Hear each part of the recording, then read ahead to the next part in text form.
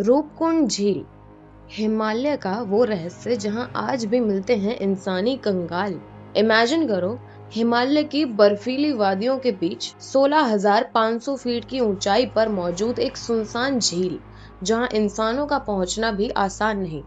लेकिन जैसे ही बर्फ पिघलती है, झील के अंदर दिखाई देने लगते हैं सैकड़ों इंसानी खोपड़ियां, हड्डियां और कंगाल। उत्तराखंड की रूपकुंड झील, जिसे पूरी दुनिया स्केलेटन लेक यानी कंकालों वाली झील के नाम से जानती है, लेकिन सबसे बड़ा सवाल आज भी वही है, आखिर इतने सारे लोग यहाँ मरे कैसे? रूपकुंड झील उत्तराखंड के चमोली जिले में मौजूद है। ये जगह इतनी ऊंचाई पर है कि यहाँ तक पहुंचने के लिए खतरनाक ट्रैक करना पड़ता है। चारों तरफ सिर्फ बर्फ, पत्थर और डरावनी खामोशी। यहाँ मौसम कब बदल जाए कोई नहीं जानता।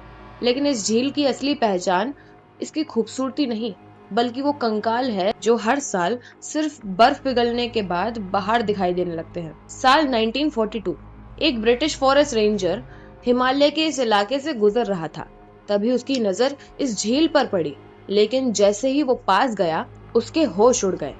झील के अंदर और उसके किनारों पर सैकड़ों इंसानी कंकाल पड़े हुए थे। कुछ के बाल अभी भी सुरक्षित थे, कुछ के शरीर पर चमड़े और कपड़ों के टुकड़े मौजूद थे।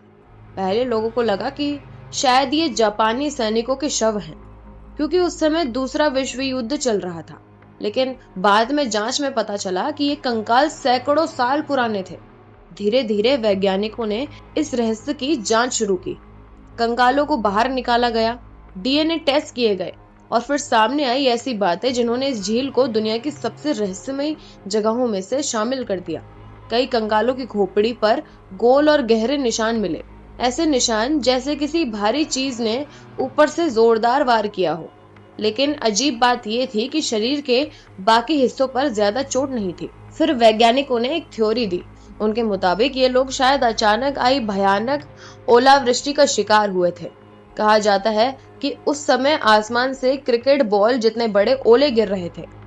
अब सोचो, 16,000 फीट से ज्यादा ऊंचाई, खुला इलाका, छिपने की कोई जगह नहीं, और ऊपर से पत्थर जैसे भारी ओले। ऐसी स्थिति में इंसान कुछ ही मिनटों में मर सकता है।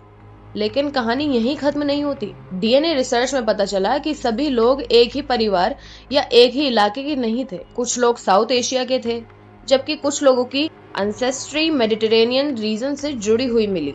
यानी हजारों किलोमीटर दूर रहने वाले लोग आखिर हिमालय की इस खतरनाक झील तक पहुंचे कैसे? और अलग अलग समय के लोग एक ही जगह पर क्यों मरे? ये सवाल आज भी वैज्ञानिकों को परेशान करते हैं। स्थानीय लोगों के पास इस रहस्य का अपना जवाब है। उनके अनुसार ये सब देवी नंदा का श्राप था। लोक गाथाओं में बताया जाता है कि बहुत समय पहले एक राजा अपनी रानी और सैनिकों के साथ इस पवित्र क्षेत्र में आया था, लेकिन यात्रा के दौरान उन्होंने ऐसी हरकतें की जिनसे देवी क्रोधित हो गई और फिर आसमान से मौत बरसी। भयानक ओले, तूफानी मौसम और पूरी टोली हमेशा के लिए खत्म हो गई। आज भी कई ट्रैकर्स का दावा है कि रूपकुंड झील के आसपास अजीब सी बेचैनी महसूस होती है। घना कोहरा, तेज ठंडी हवाएं और चारों तरफ फैली खामोशी इस जगह को और भी डरावना बना देती है। सबसे हैरानी की बात यह है कि आज तक इस रहस्य का पूरा सच कोई नहीं जान पाया। कुछ लोग इसे प्राकृतिक हादसा मानते हैं, कुछ श्राप, और कुछ का मानना है कि इस झील में अभी भी कई राज दफन है। तो आपको क्या लगता है? क्या रूपकुंड झील सिर्फ एक हादसे की कहानी है, या हिमालय में छिपा ऐसा रहस्य जिसे इंसान शायद कभी पूरी तरह समझ ही नहीं पाया?